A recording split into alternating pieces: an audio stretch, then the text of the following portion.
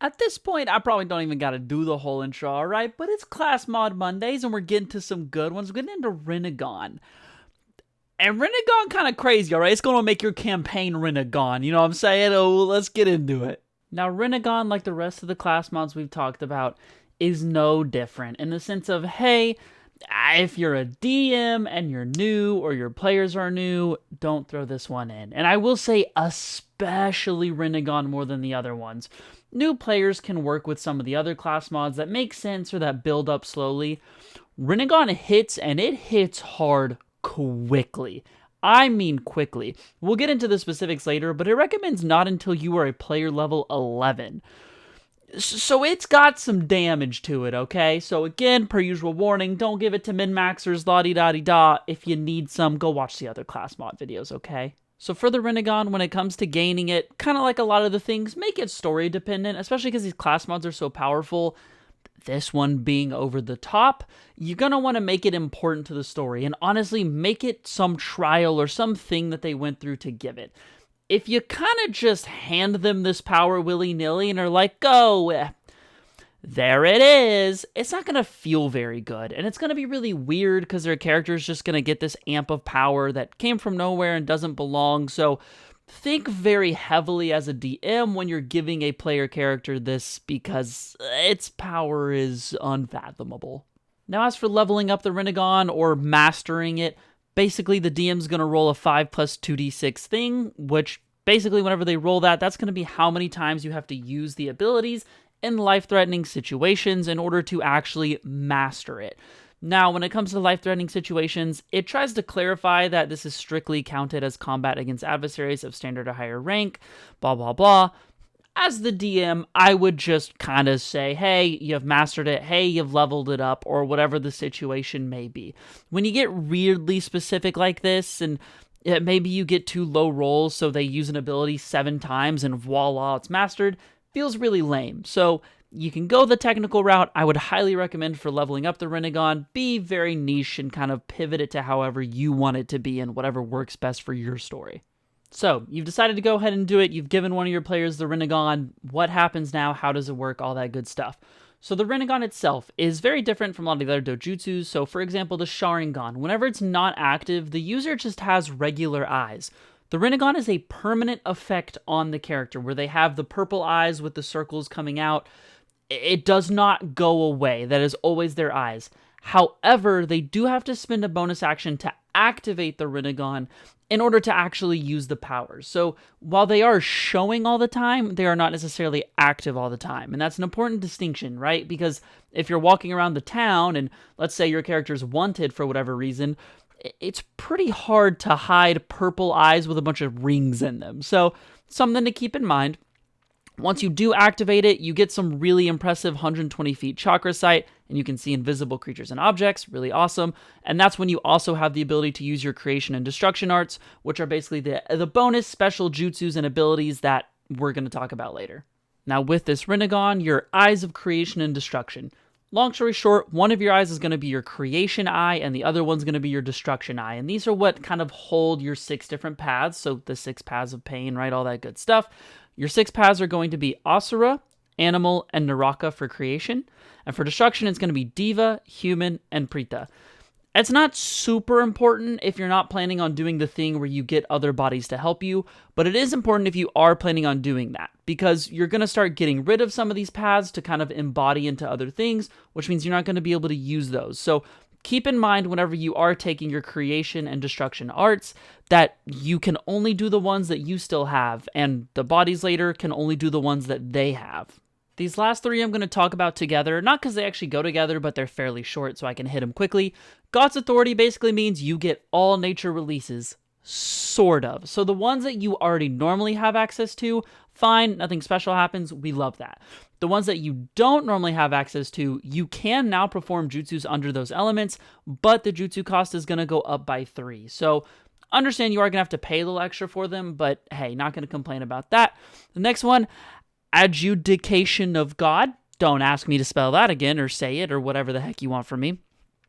Basically, this is going to be the actual negative side of using the Rinnegan, and all it is you get these different levels of exhaustion, and it's not normal exhaustion, it's a special kind of exhaustion. It's called divine fatigue, and whenever you get this, the more you get, obviously the more negatives you're going to get, and once you hit a certain rank, you start to, die and not be able to do things, the usual bad stuff that you get.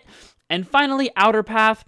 What this is you choosing your main path for your person, right? So you get this outer path that's going to allow you, the actual sole owner of the Rinnegan, to do these special abilities. And whenever you're passing the Rinnegan eyes, creating your different bodies and your different, we'll call them puppets for now to use, they're not going to be able to use those outer path abilities. Now, the part y'all were probably excited to get to and to think about and to hear about are going to be your paths of creation and destruction. And this is the thing that Pain actually does in Naruto. Whenever he creates his different paths of pain and has his, minions, we'll call them, that can rampage and do all their good stuff.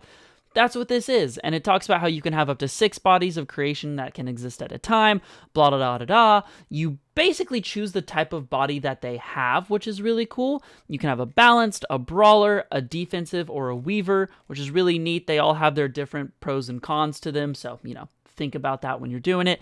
Whenever you do get these bodies, you're going to give them a path. And this path, like we talked about earlier, is what's going to give them access to the special jutsus and abilities that only they're going to be able to do. None of your other paths of pain can do what that specific path can do. Whenever you do create these bodies, though, it is not at just for free willy-nilly. There is a cost. You actually have to permanently lose 2 of your chakra die, which is pretty rough, and you also lose 25 of your maximum hit points.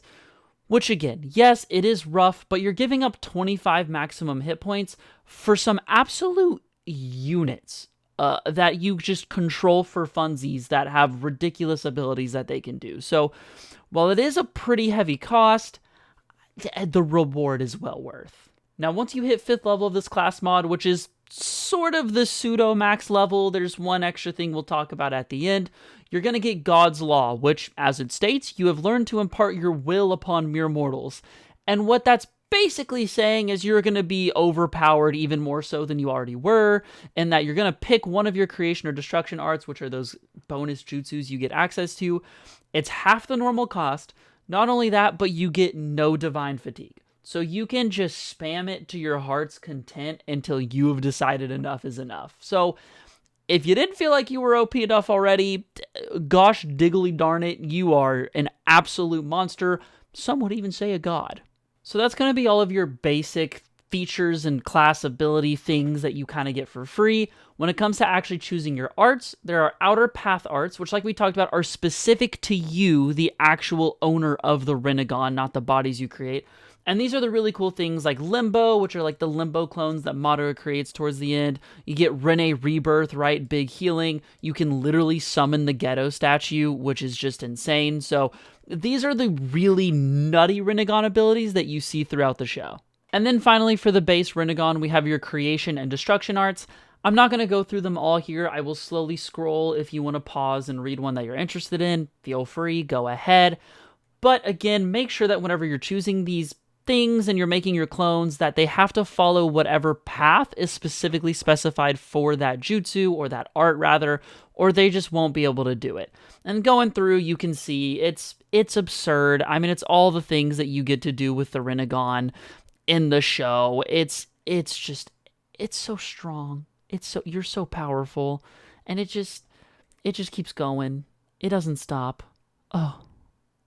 So as a little bonus feature that there is for the Rinnegan, there is the Rinne-Sharingan, which if you don't know, that's what Sasuke has, where it's the Rinnegan, but it has the 3-tome inside of it.